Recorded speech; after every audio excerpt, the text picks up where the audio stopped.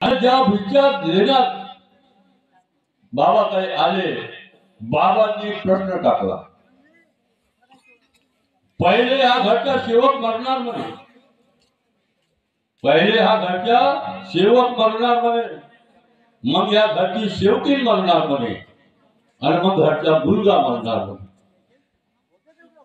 बाबाला हा शब्द जेव्हा पडला, दिलेला दान वापस दिलं.